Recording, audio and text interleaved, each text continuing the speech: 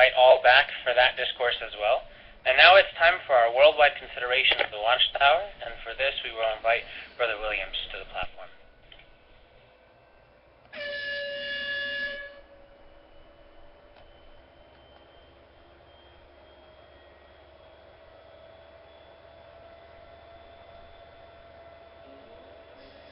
South congregation likes to welcome all to our Watchtower study to begin. This will begin in just a minute. If it's within your circumstances, we invite you please to stand. We're going to sing song number 26, which is entitled, "Oh, Walk with God." Song number 26, please.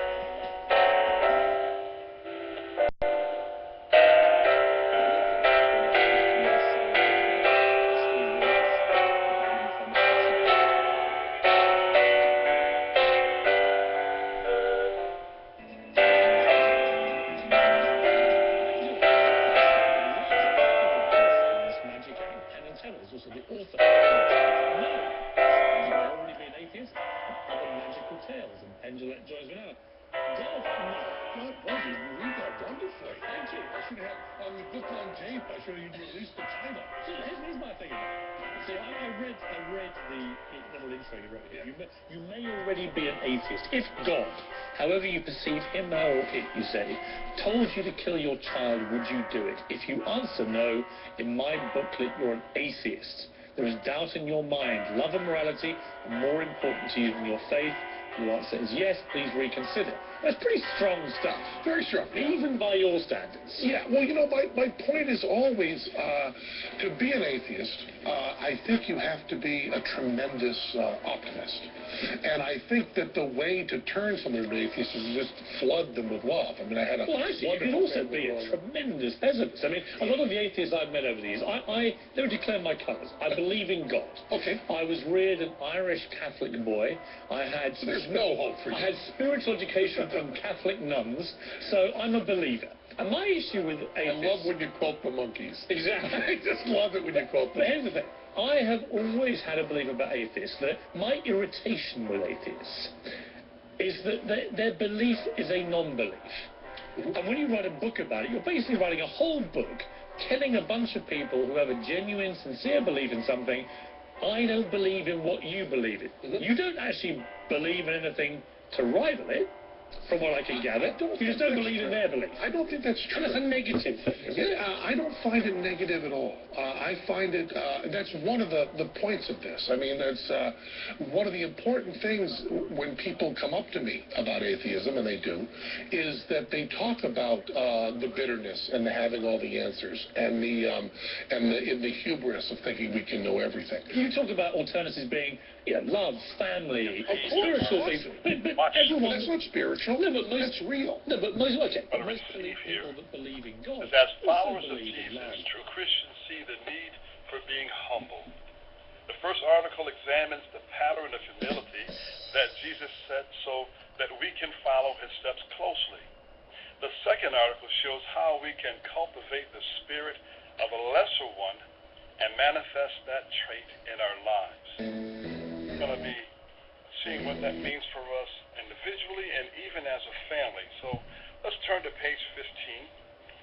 And our theme text here is taken from Luke chapter 9, verse 48. It says, "He that conducts himself as a lesser one among all of you is the one that is great." Again, that's Luke chapter 9, verse 48. Brother Dietz is going to be reading for us, so at this point we invite him to read for us paragraphs 1 and 2, please. The year was 32 CE. Jesus was in the district of Galilee when difficulties arose. A few of his apostles were arguing about who was the greatest among them. The gospel writer Luke reports, a reasoning entered among them as to who would be the greatest of them. Jesus, knowing the reasoning of their hearts, took a young child, set it beside him, and said to them, "Whoever receives this young child on the basis of my name receives me too, and whoever receives me receives him also that sent me forth. For he that conducts himself as a lesser one among all of you is the one that is great." Patiently but firmly, Jesus helped the apostles to see the need for humility. Was Jesus' admonition to behave as a lesser one in accord with the values of the first century Jews? Or was it the opposite of their general spirit? Commenting on the social conditions of that time, the Theological Dictionary of the New Testament explains, "In every affair, the question constantly arose, who was the greater? And according to each his due honor was an important matter that caused constant concern." Jesus was admonishing his apostles to be different from people in general. Okay, as we get started now, our paragraphs 1 and 2, the question, Jesus gave his apostles what admonition, and why did he do so?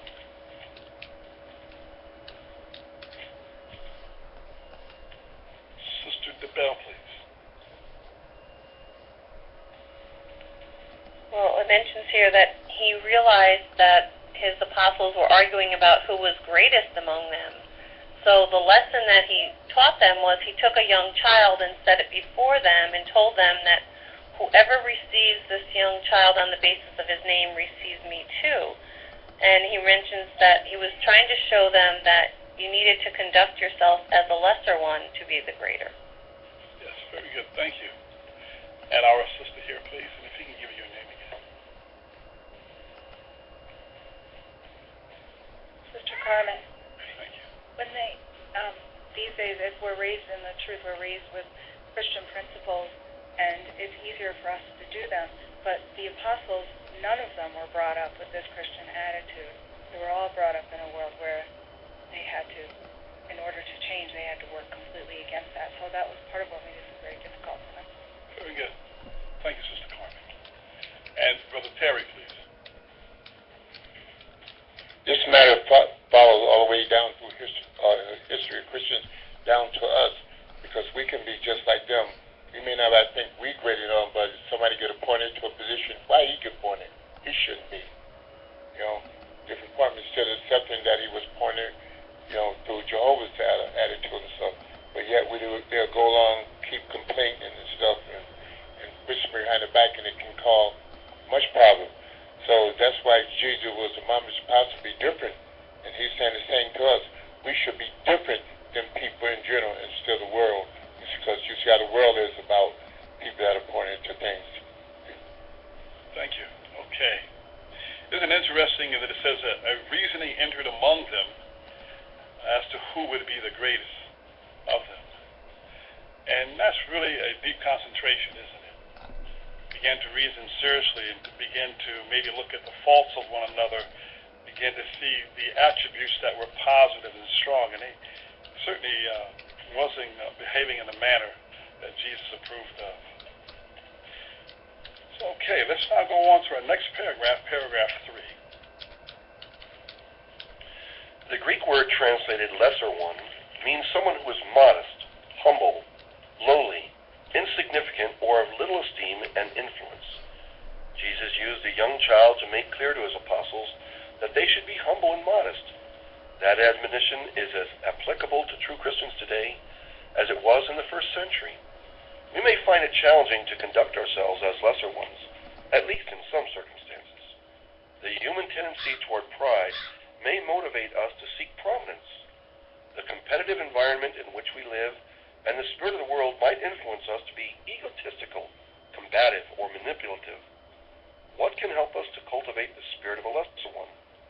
How is a lesser one among us the one that is great? In what areas of life should we strive to manifest the spirit of humility? Okay, paragraph 3, or A portion. Behaving as a lesser one means what, and why might it be challenging for us to act in that way? Brother DeBell, please.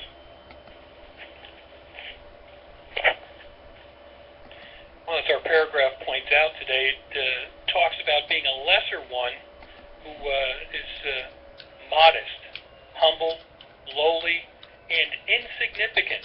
And in today's world, that goes against the grain. The paragraph says, the human tendency toward pride motivates us to be basically number one. And I know personally I was part of an organization whose motto was, it's hard to be humble when you're the finest. And these individuals could train you to walk through walls and come out clean on the other side. I never did that myself, but it goes against the grain of just what human thinking is. Me first, the me first attitude, I'm the best, a lot of competition, so on and so forth. So to even say that you're humble is like you're putting a target on yourself. Very good, thank you. Okay. Anything further? Sister Amy, please. And again, we can see Jesus stress to his apostles, and again to make it clear to them that they should be humble and modest like a young child, and again we see that depicted on this page.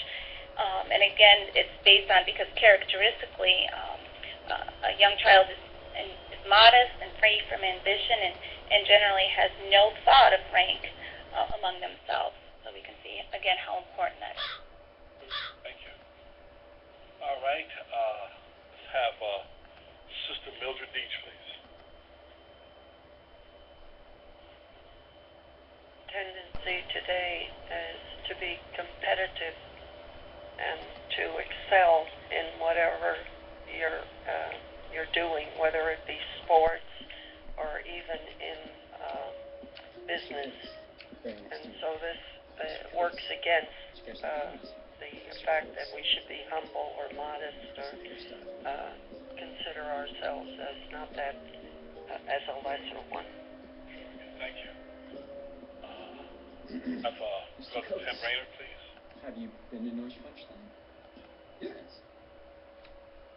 So that influenced even Jesus' apostles, as was mentioned, instead of being happy to be a part of that kingdom, happy to have God's approval, now they were looking at, well, which one was going to be the greatest there when we get there. Right? So today, it mentions a few things that can happen. You can get manipulative. If you're not where you want to get to, will be manipulative to get there. You can be combative. You can actually say, well, to beat somebody up to get to where I want to be, and I don't care what happens to them. I don't care if they're damaged or not. I'm going to get where I got to go. These are things, all these things would be things that aren't Christ-like attitudes. Thank you. And Brother Allen.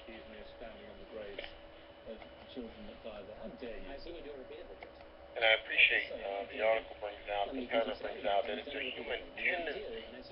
And so all of us can fall prey to any one of these things. That's why it's so important that we keep constant examination of ourselves so that we don't become as the world but remain different, as it were, from the people in general. Very good, thank you. Now, our B portion, what questions arise about cultivating the spirit of a lesser one? Sister Tufts, please. We want to ask ourselves what can help us to cultivate a spirit of the lesser one, and then how is the lesser one among us the one that is great? Very good, thank you. Sister Williams. Many Americans agree, but many others do not. We want to ask, in what areas of life should we strive to manifest the spirit of humility? Very good, thank you. Okay, with all that in mind now, let's go on to our subheading and the paragraph 4 and 5 and follow. Oh, the depth of God's riches and wisdom and knowledge. One way to cultivate humility is to ponder over the greatness of Jehovah in comparison to us. Actually, there is no searching out of his understanding. Commenting on certain aspects of Jehovah's magnificence, the Apostle Paul wrote, "Oh, the depth of God's riches and wisdom and knowledge! How unsearchable his judgments are, and past tracing out his ways are." Although mankind's knowledge of many things has increased greatly since Paul wrote those words some 2,000 years ago, that statement still holds true. No matter how much we know, it should humble us to realize that there is no limit to what can be learned about Jehovah, his works, and his ways. Appreciating that it is beyond our ability to search out God's ways helped Leo to view himself as a lesser one. As a young man, Leo was fascinated by science. Desiring to understand as much as possible about the physical universe, he studied astrophysics and came to an important conclusion. He says, "Based on my studies, I came to realize that current scientific theories alone are not likely to enable mankind to understand the universe completely. So I switched to studying law. In time, Leo became a district attorney and later a court judge. Eventually, he and his wife studied the Bible with Jehovah's Witnesses, embraced the truth, and became dedicated servants of God. Despite his background, what has helped Leo to conduct himself as a lesser one? Unhesitatingly, he answers, it is the realization that no matter how much we learn about Jehovah and the universe, there is still much more to discover." Okay, paragraphs 4 and 5 now under a new subheading. What can move us to cultivate humility? Illustrate, please. Pardon me.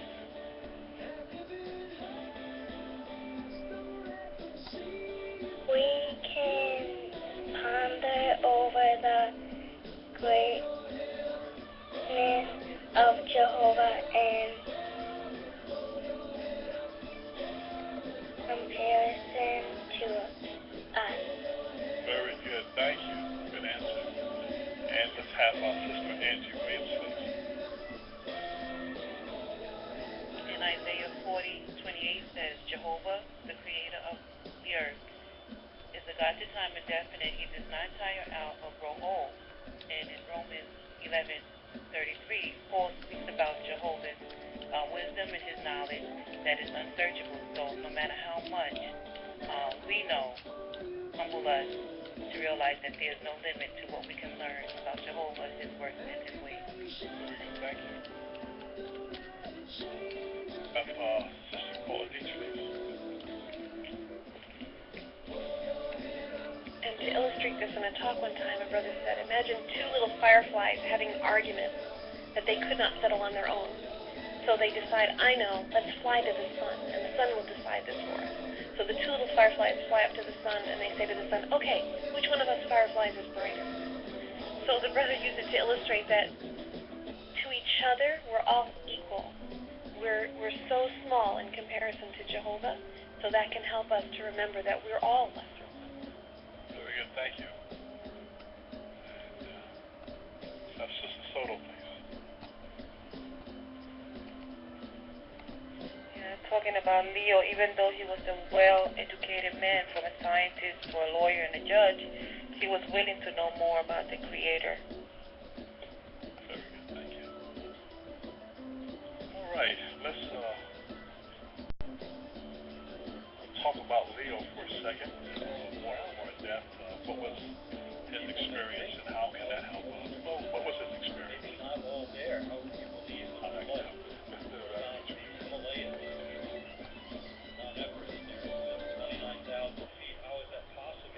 Studied astrophysics. That's a very, very advanced field of science. Far beyond anything I've ever gone to. They don't teach it in high school, and it's an advanced college degree. So, but in studying that, he came to the conclusion, he says, it's not going to enable you to understand everything there is. But he says, what's the sense of going on with that? So what he did is he studied law, very advanced in that, and then he realized that there was something else. Jehovah's Witnesses, he realized that there's, no matter how much education you've got, how much you learn, you're never going to know everything there is about the universe or about Jehovah. How humble that was on his part. Because he had all this advanced knowledge, harder than most people you're ever going to meet. He came to the right conclusion. Go on, so let's now ask you to remain standing, please. Our next. Another factor that helps us to be humble is that Jehovah himself displays humility. Through this, God's fellow workers. Imagine that. Jehovah, the God of unmatched greatness, signifies us in this way by giving us an opportunity to carry out our ministry using his word, the Bible. Although Jehovah is the one who makes the seeds that we plant and water grow, he bestows upon us an honorable position of working with him. That not an astonishing example of humility on God's part? Surely, Jehovah's example of humility should be of great encouragement to each of us who behave as a lesser one. God's example of humility had a tremendous effect on the psalmist David, saying to Jehovah, "You will give me your shield of salvation, and it is your humility that makes me great." David attributed any greatness he had in Israel to Jehovah's humility. God's condescending or humbling himself, pay attention to him. Is it any different with us? In the way of qualities, abilities, and privileges, what do any of us have that we did not receive from Jehovah? The person who conducts himself as a lesser one is great in that he becomes more valuable as a servant of Jehovah. Let us reflect on how this is so. Okay, paragraph 6 and 7 now are A portion. Jehovah provides what astonishing example of humility. Let's have Sister Kelvin, please.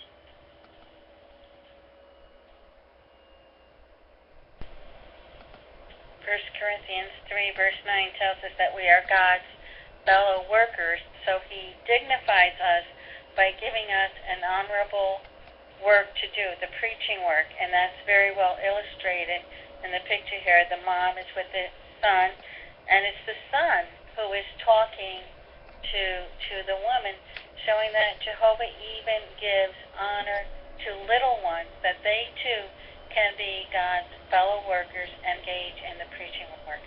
Very good, thank you. All right, and have Brother Rayner, please.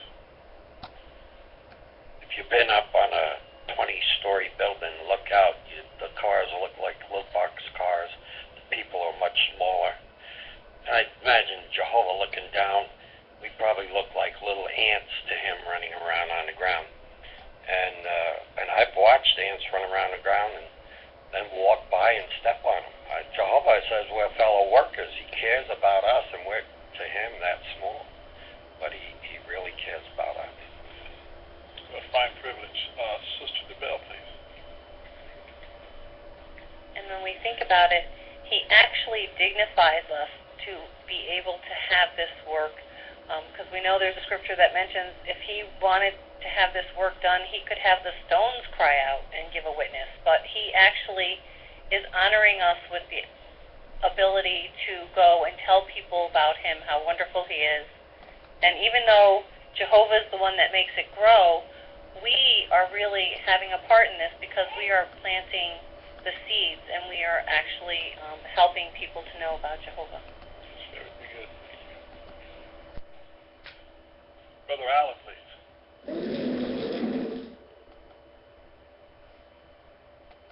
And Jehovah is so much greater than we are. We are so in comparison with Jehovah. It ain't even funny. We are so imperfect. But in spite of that imperfection, assigns us, gives us, dignifies us with the most important work being done in the earth today. And the only work that's being done in the earth today that's going to save lives, and he bestows that upon us.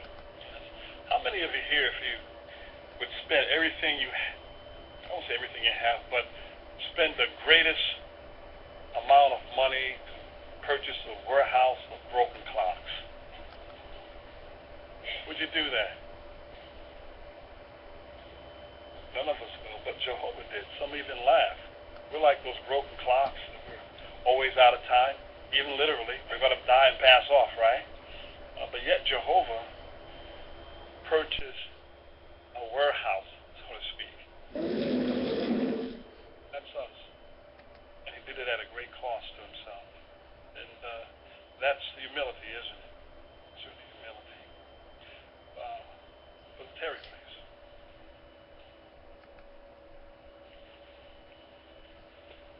Job, and we're gonna need we need this humility to do in our preaching work. Just like Brother Coon said, when we go to the door and say, so we don't tell them that they bad, we better are. You know that we are better than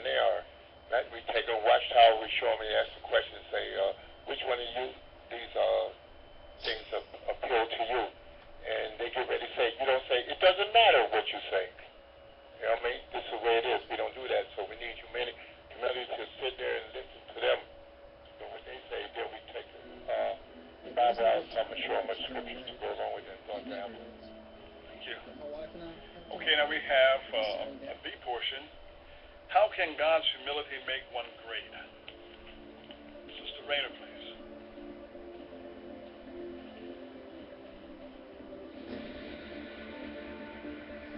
David said, or sang to Jehovah, "You will give me your shield in salvation, and it is your humility that makes me great." So he attributed anything that he had only to Jehovah. So when we do that, when we act as a lesser one and don't go around thinking that we know everything and we're the best, then we become more valuable to Jehovah, because then he can use us, and that's what we really want. And the fact that he would even let us use his name, what a privilege. 5 points. Thank you. Okay, let's now go on to our next subheading in the paragraph about paragraph 8. Lesser one among you is great. Humility is essential to our being content in God's theocratic organization and being supportive of the congregational arrangement. For example, consider Petra, a young woman raised in a family of witnesses. Wanting to do things her own way, Petra distanced herself from the congregation. Years later, she started to associate with the congregation once again. She is now happy to be in Jehovah's organization and is eager to support the congregational arrangement. What has made the difference this time? For me to feel at home in God's organization, she writes, the two most important qualities I needed to understand and to cultivate were humility and modesty. Paragraph 8 now. How does humility affect our attitude toward Jehovah's organization?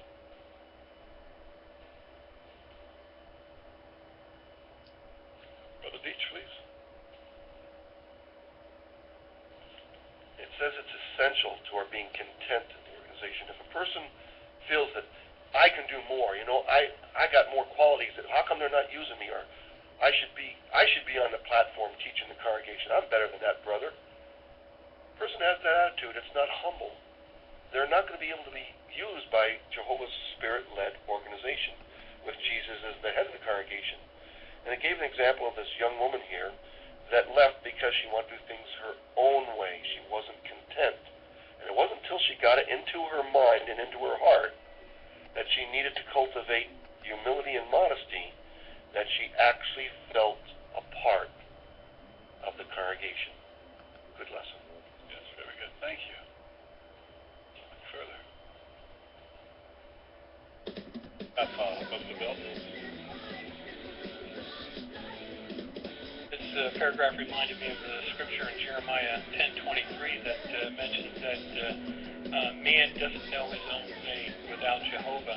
And it looks like that's what this sister came to the realization. She wanted to do things her way, and it didn't work out for her. So she had to humble herself, like we have to humble ourselves. It's not like we're robots. It's not like Jehovah's leading us with a string and we're all marching the same way or something like that. But what he's telling us here is that without me, there's really nothing you can do. You have abilities, you have talents, but use them in the furtherance of the kingdom, so on and so forth. And that's where Jehovah gives us our help, but we really can't do anything without it. That's very good. So this sister here, as it says here, she went out and she did things her way, and certainly some have done that. And as pointed out, it takes humility to fit into Jehovah's organization. We are feeling somewhat not fitting in, then what should we do? What's this example here?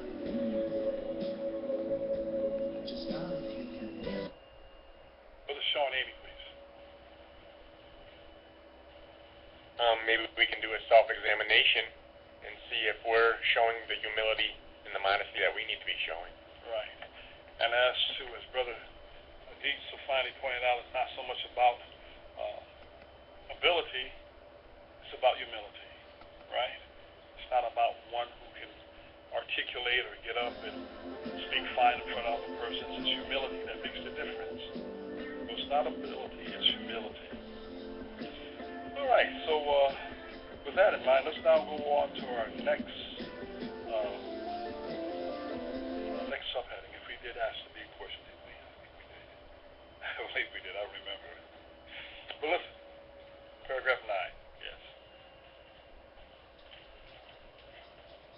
person has heartfelt gratitude for Jehovah's provisions and continues spiritual growth.